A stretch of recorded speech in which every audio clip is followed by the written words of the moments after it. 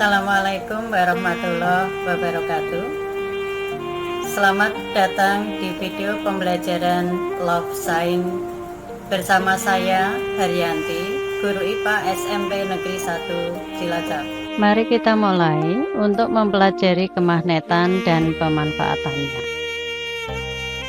Kita tahu magnet dapat menarik benda-benda dari bahan tertentu. Kita lihat gunting dan kunci bisa ditarik oleh magnet, sedangkan pensil, bola tidak bisa ditarik oleh magnet.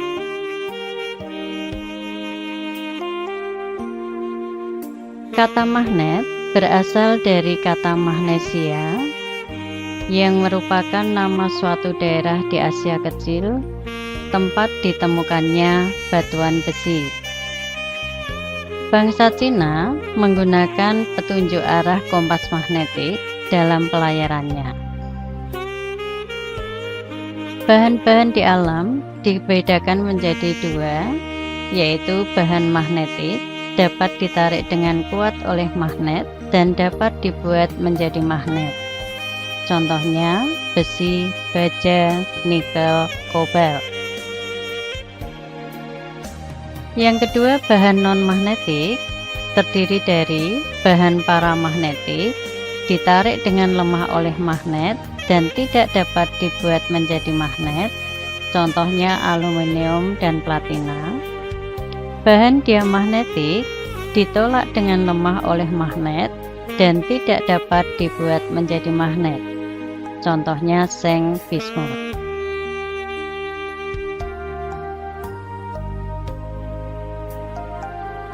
Berdasarkan hipotesa Weber, besi dan baja terdiri dari atom-atom magnet yang disebut dengan magnet elementer. Pada besi dan baja yang belum bersifat magnet, susunan magnet elementernya tidak teratur.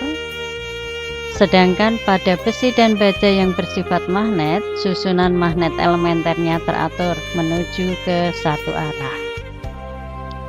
Magnet elementer pada besi mudah diarahkan, sedangkan pada baja susah diarahkan. Kita perhatikan pengaruh magnet pada magnet elementer benda yang bersifat magnet dan non-magnetik.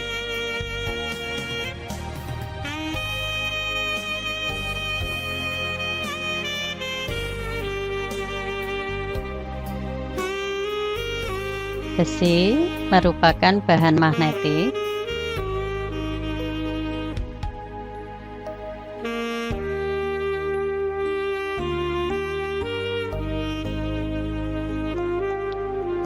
Sedangkan tembaga termasuk bahan non-magnetik.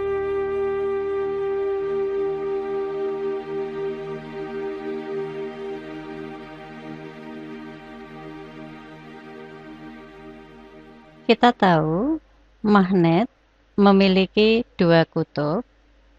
Yang disebut kutub magnet itu adalah ujung magnet yang mempunyai gaya tarik atau gaya tolak terbesar.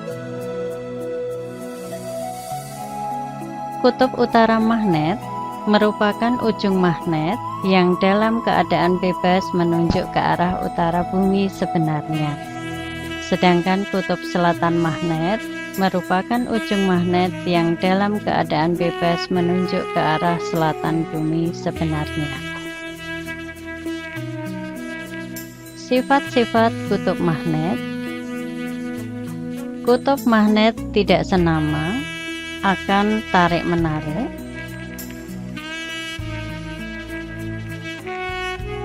Sedangkan kutub magnet senama jika berdekatan akan tolak-menolak.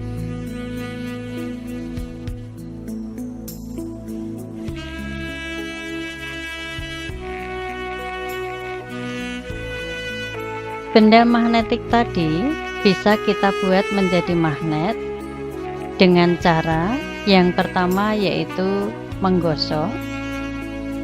Besi atau baja yang akan kita buat menjadi magnet kita gosok secara berulang-ulang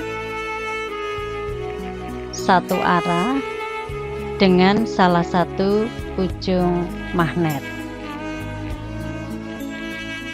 sehingga lama-kelamaan besi atau baja itu akan berubah menjadi magnet dan mempunyai dua kutub. Cara yang kedua yaitu dengan mengalirkan arus listrik searah atau arus DC yang kita sebut dengan elektromagnet. Benda yang akan kita buat menjadi magnet, kita liliti dulu dengan kawat, kemudian kita hubungkan dengan batu baterai sebagai sumber arus DC, sehingga besi atau baja itu nanti akan berubah menjadi magnet dan mempunyai dua kutub, yaitu utara dan selatan. Untuk menentukan kutub-kutub magnet hasil buatan kita, bisa menggunakan aturan genggaman tangan kanan, di mana 4 jari yang menggenggam menunjukkan arah arus listrik, sedangkan arah ibu jari menunjukkan kutub utara elektromagnet.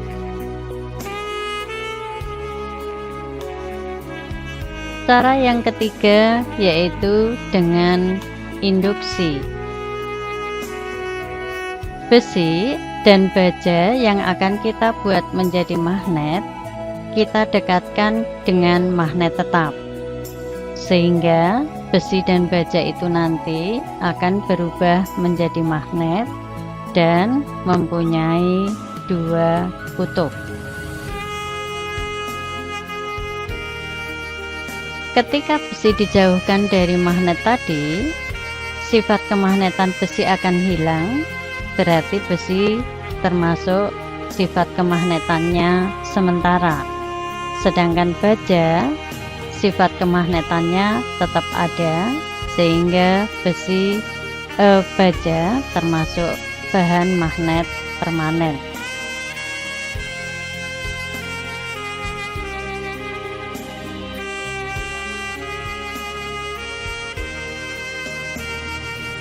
Kita perhatikan ketika besi didekatkan ke paku, ternyata besi tidak bisa menarik paku. Tetapi ketika besi itu kita letakkan dekat dengan magnet tetap, paku yang ada di dekat besi tadi menjadi tertarik, berarti besi berubah menjadi magnet.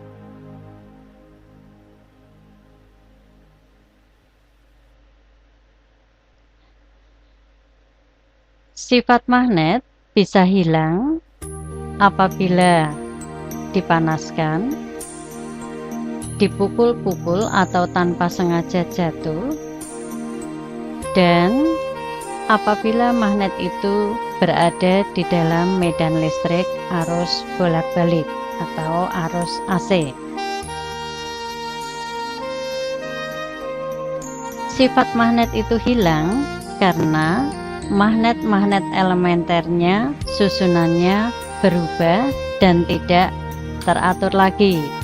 Ini karena ketika magnet itu dipanaskan, partikel penyusun magnet menerima tambahan energi sehingga membuat getaran partikelnya menjadi semakin cepat.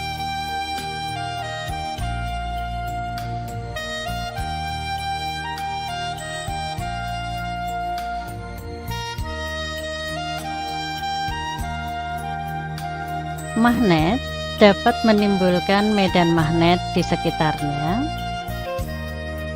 Yang dimaksud dengan medan magnet itu adalah ruangan di sekitar magnet, di mana magnet lain atau benda lain yang ada di dekatnya akan mengalami gaya magnetik. Adanya medan magnet digambarkan dengan garis gaya magnet atau disebut dengan flux magnetik.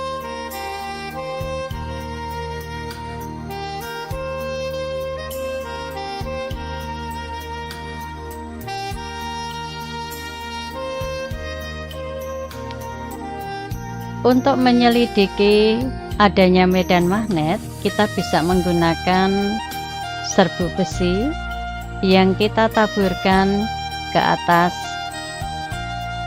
permukaan magnet yang sudah kita tutup dengan kertas. Ternyata di situ serbuk besi membuat pola garis-garis lengkung. Garis-garis lengkung inilah yang dinamakan dengan garis gaya magnet. Berdasarkan kesepakatan para ilmuwan, ketentuan dari garis gaya magnet yaitu keluar dari kutub utara magnet dan masuk ke kutub selatan magnet. Kemudian antara garis gaya magnet yang satu dan garis gaya magnet lainnya tidak saling berpotongan. Daerah yang memiliki garis gaya magnet rapat berarti di situ medan magnetnya kuat, sehingga di sini bisa dilihat di daerah kutub garis gaya magnetnya lebih rapat dibandingkan di daerah bagian tengah magnetnya.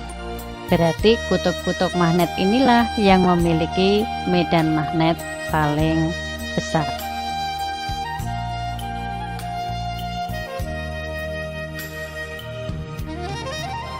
Kita bisa menggambarkan pola garis gaya magnet antara dua kutub magnet yang berdekatan. Kalau ada kutub magnet senama saling berdekatan, kita tahu gaya magnet yang ditimbulkan adalah gaya tolak-menolak, sehingga pola serbuk besi ini seolah-olah saling menjauh. Ini untuk kutub utara magnet berdekatan dengan kutub utara magnet. Kita lihat kalau kutub selatan magnet berdekatan dengan kutub selatan magnet. Ternyata pola serbuk besinya juga sama. Ini menunjukkan kalau kutub senama magnet saling berdekatan, gaya magnet yang dialami adalah gaya tolak-menolak.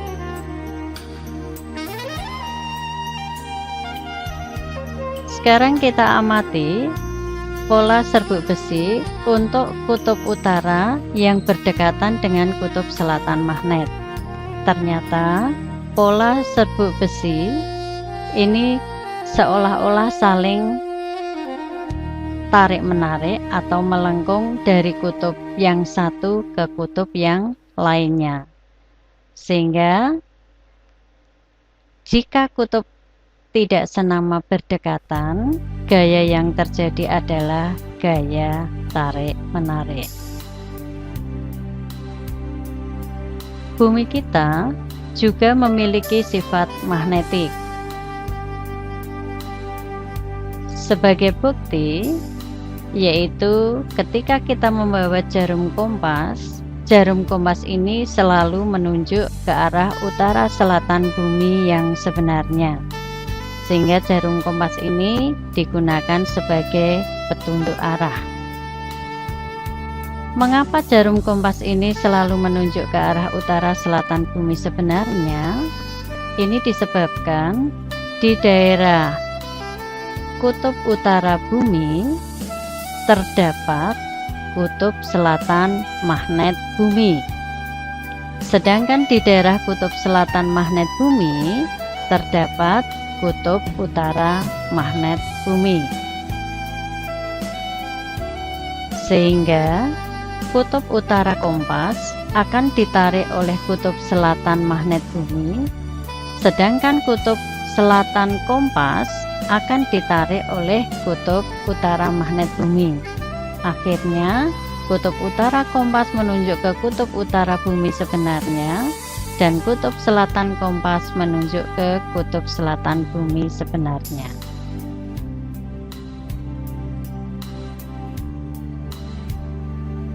Untuk lebih memahami, bisa kalian perhatikan penjelasan berikut.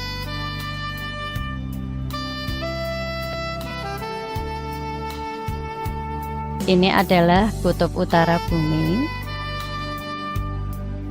Di daerah kutub utara bumi terdapat kutub selatan magnet bumi. Sedangkan di daerah kutub selatan bumi terdapat kutub utara magnet bumi. Kemudian kita perhatikan jarum kompas yang berwarna merah menunjuk ke arah utara bumi, berarti warna merah ini adalah kutub utara kompas. Sedangkan yang berwarna biru menunjuk ke arah selatan bumi, berarti warna biru ini adalah kutub selatan kompas.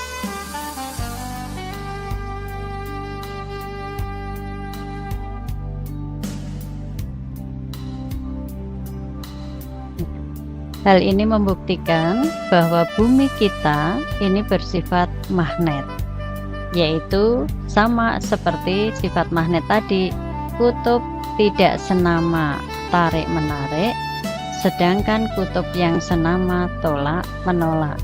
Kutub utara kompas ditarik oleh kutub selatan magnet bumi, kutub selatan kompas ditarik oleh kutub utara magnet bumi.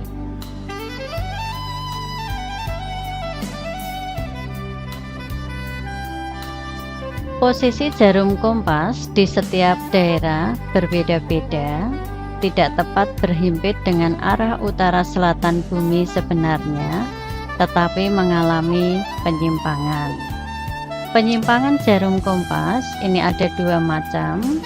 Yang pertama adalah yang disebut dengan sudut deklinasi. Sudut deklinasi ini merupakan penyimpangan magnet jarum kompas dari arah utara selatan bumi yang sebenarnya. Penyebabnya adalah letak kutub-kutub magnet bumi tidak berhimpit dengan letak kutub-kutub bumi. Sudut deklinasi dibedakan menjadi dua, yaitu deklinasi positif jika kutub utara magnet jarum kompas menyimpang ke arah timur, dan sudut deklinasi negatif jika kutub utara kompas menyimpang ke arah barat. Yang kedua adalah sudut inklinasi. Sudut inklinasi ini dibentuk oleh jarum kompas dengan garis horizontal.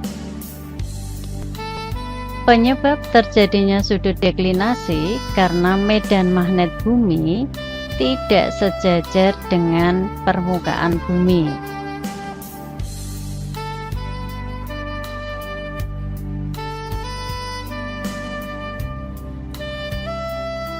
Sama seperti sudut deklinasi tadi, sudut inklinasi ini juga ada sudut inklinasi positif dan sudut inklinasi negatif.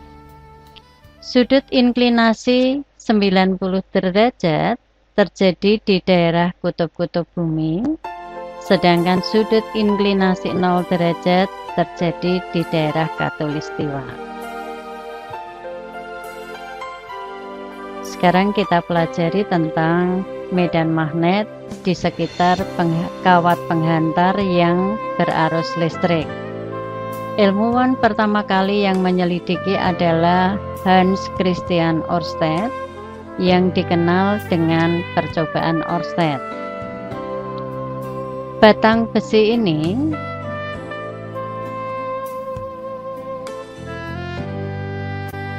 dialiri arus listrik. Kita lihat jarum kompas ini akan menyimpang dari posisi semula. Ini membuktikan bahwa di sekitar kawat penghantar berarus listrik terdapat medan magnet. Untuk menentukan arah medan magnetnya digunakan aturan tangan kanan, yaitu 4 jari yang lurus menunjukkan arah arus, sedangkan arah ibu jari menunjukkan penyimpangan kutub utara jarum kompas.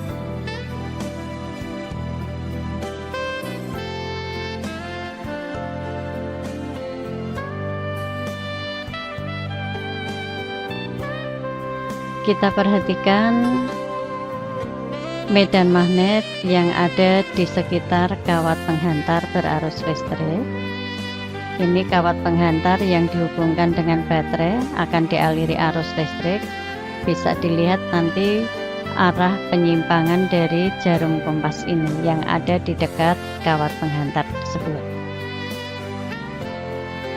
Ternyata ketika arus listrik mengalir, maka jarum kompas ini kutub-kutubnya akan menyimpang dari kedudukan awalnya.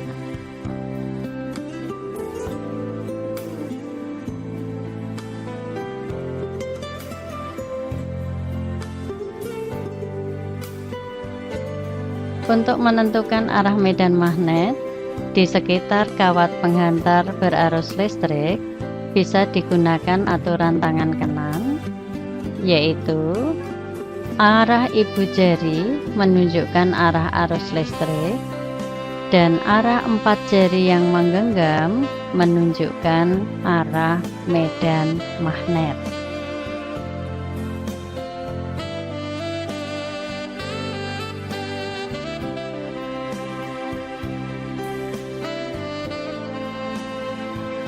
Arah medan magnet di sekitar kawat melingkar berarus listrik, cara menentukannya juga sama seperti kawat penghantar lurus tadi.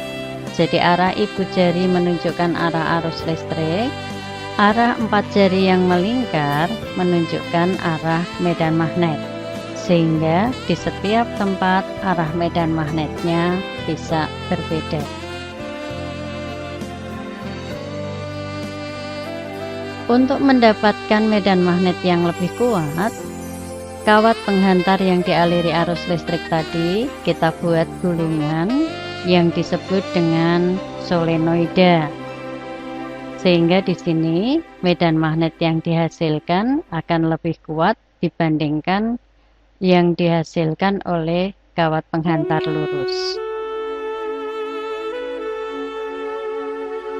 Pembahasan berikutnya yaitu tentang elektromagnet.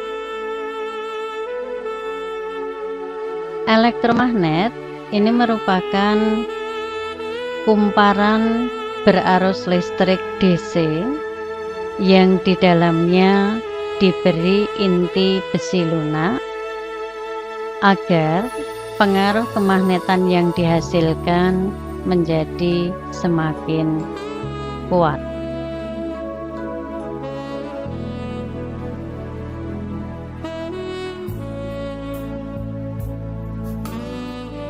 Besarnya medan magnet yang dihasilkan oleh elektromagnet atau magnet listrik ditentukan oleh faktor-faktor. Yang pertama adalah kuat arus listrik yang mengalir. Jika arus yang mengalir semakin besar, medan magnet yang dihasilkan semakin kuat, ditunjukkan oleh jumlah garis gaya yang dihasilkan. Yang kedua adalah jumlah lilitan kumparan. Kalau lilitan kumparannya semakin banyak, maka medan magnet yang dihasilkan juga semakin besar. Yang ketiga adalah bahan inti yang dimasukkan ke dalam kumparan.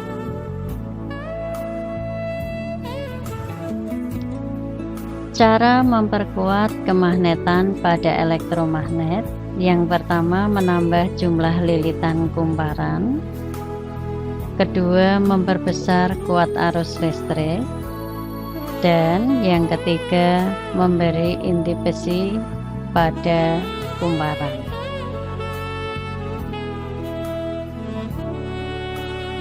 Elektromagnet ini banyak digunakan dalam kehidupan sehari-hari. Yang pertama yaitu digunakan untuk mengangkat benda-benda dari besi yang sering kita kenal dengan katrol listrik. Biasanya dipakai oleh tukang rongsokan untuk membedakan benda magnetik dan non-magnetik atau untuk memisahkan besi dengan bahan lain. Yang kedua adalah bel listrik. Ini juga sering kita pakai dalam kehidupan sehari-hari. Ini menggunakan baterai. Bagian utamanya adalah elektromagnet dan interruptor.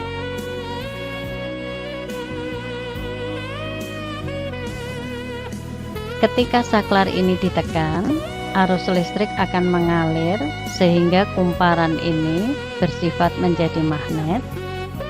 Ketika bersifat magnet, maka dia akan menarik jangkar besi ini sehingga pemukulnya ini akan memukul gong. Pada saat jangkar besi ditarik oleh magnet, arus listrik ini akan terputus oleh interruptor. Akibatnya, jangkar besi akan kembali ke posisi semula karena si elektromagnet tidak bersifat magnet lagi, sehingga bel tidak berbunyi. Ini terus-menerus akan terjadi sehingga ketika arus listrik mengalir pada kumparan, ini akan menarik pegas baja lagi, jangkar besi lunak lagi, dan gong akan berbunyi. Pemanfaatan elektromagnet yang ketiga yaitu untuk relay.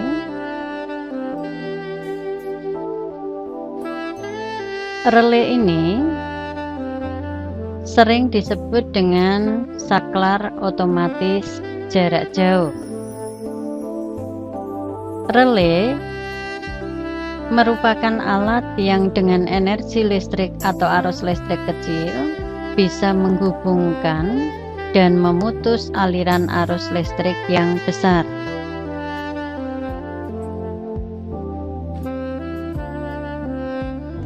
Jika saklar ini ditutup, arus listrik segera mengalir dari kutub positif ke kutub negatif, sehingga di sini akan bersifat magnet. Terjadi kontak dika dan mengalirkan arus ke rangkaian sekunder. Jadi di sini ada rangkaian primer dan rangkaian sekunder. Akibatnya motor akan berputar.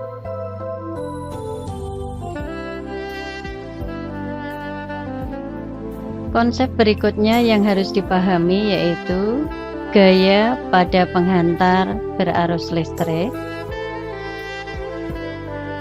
Ketika penghantar berarus listrik berada di dalam medan magnet, maka penghantar itu akan bergerak. Penghantar itu bergerak karena adanya gaya yang disebut dengan gaya Lorentz. Besarnya gaya Lorentz dipengaruhi oleh kuat arus listrik, kuat medan magnet, dan panjang kawat penghantar yang dialiri arus listrik. Besarnya gaya Lorentz dapat dihitung dengan persamaan F sama dengan B kali I kali L, di mana F ini menunjukkan besaran gaya Lorentz, satuannya dalam SI adalah Newton. B kuat medan magnet, satuannya Tesla. I kuat arus listrik, satuannya ampere. Dan L panjang kawat penghantar, satuannya meter.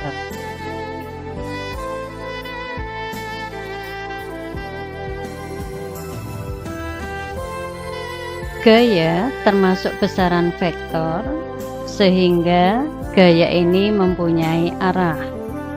Kemanakah arah gaya magnetik atau gaya Lorentz bisa ditentukan dengan menggunakan kaidah tangan kanan atau disebut kaidah Fleming,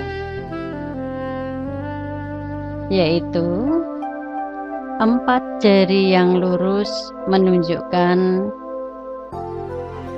arah medan magnet, ibu jari menunjukkan arah arus listrik. Kemanakah telapak tangan kita menghadap, itulah arah gaya lorennya.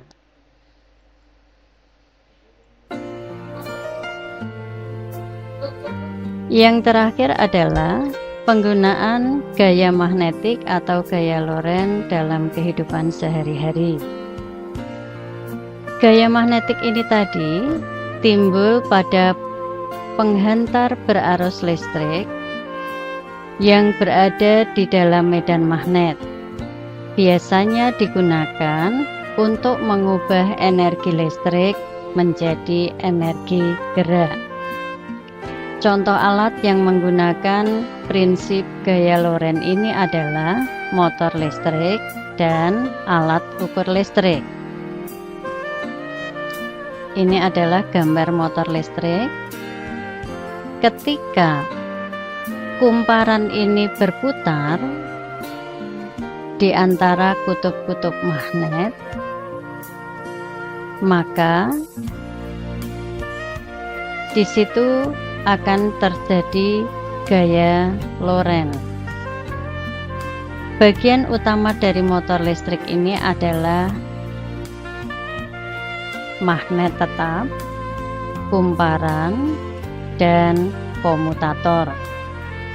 Komutator berfungsi agar arus listrik yang mengalir pada loop ini tidak berbalik arah, sehingga loop dapat terus berputar.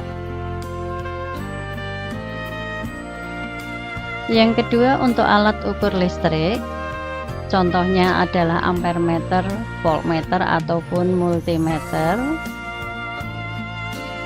Prinsip kerjanya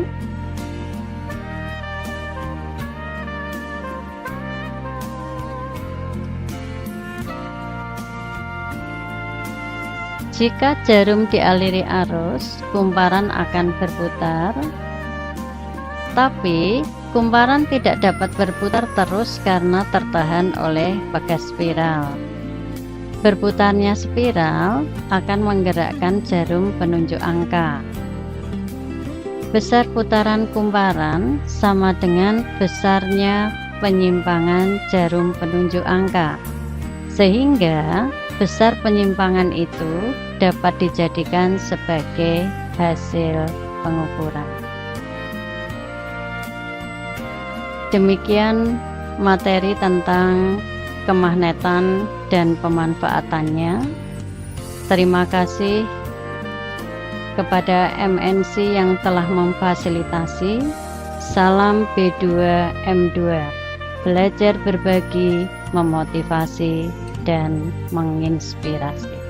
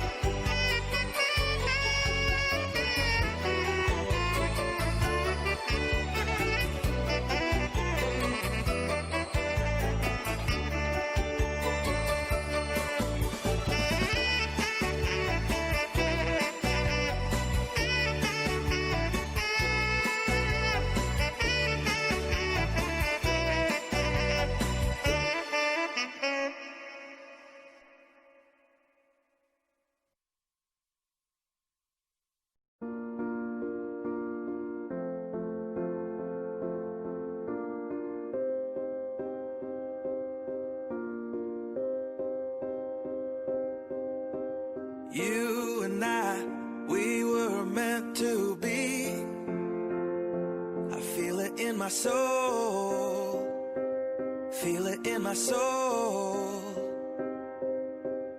Never separated you and me. Broken made whole, broken made whole. The world that tries to steal our hope tries to make us numb, but our love has overcome. And you, my dear, you are my prize. When I look into your eyes, love overflow, I'm never letting go.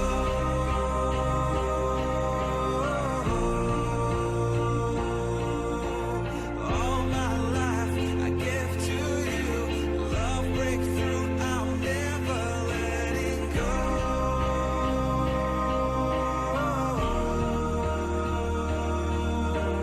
Never ceasing, our love grows, ever increasing, I won't let you go. Hearts of fire, through and through. Follow me, I'll follow you. We will pursue everything together, do. Tests and trials, love renew. Yeah, we've made it, we've always been proven true. We've always been proven true. Still the world that tries to steal our hope tries to make us numb, but our love has overcome. And you, my dear, you are my prize.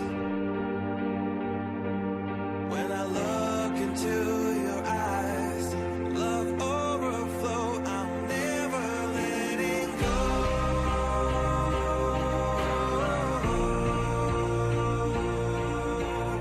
All my life I give to you, love breakthrough, I'm never letting go.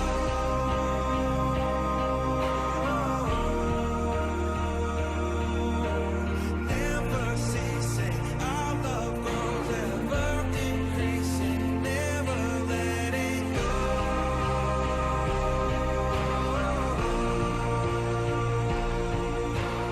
All my life I give to you, love breakthrough, I'm never letting go.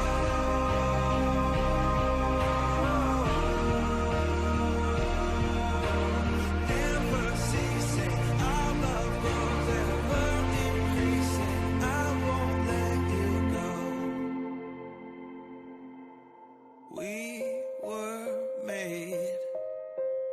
We were made for each other.